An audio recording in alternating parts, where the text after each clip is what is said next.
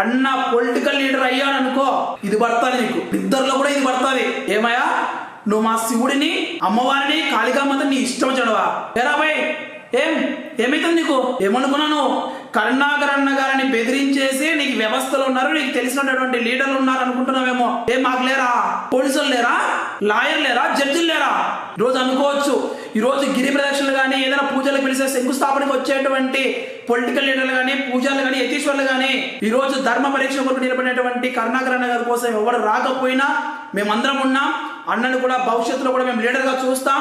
ధర్మ పరీక్షలు అందరికీ కూడా సపోర్ట్గా ఉండేందుకు మేము అన్న కోసం నిలబడడానికి, రోడ్డు పైన రావడానికి కూడా నేను సిద్ధంగా ఉన్నాం. అన్న, మీకోసం మేము సైన్యంగా ఉన్నాం. మీరు ఎప్పుడే కానీ భయపడకండి. మేము నీ కోసం ఎంతవరకైనా రావడానికి సిద్ధంగా ఉన్నామని ఈ వీడియో ముఖంగా నేను తెలియజేసుకుంటూ, ఈ పాస్టర్లు ఎవరైనా సరే శివుడు కానీ, సీతమ్మ వారిని కానీ, రాముడు వారిని కానీ, లేదంటే మా దేవీ దేవతలను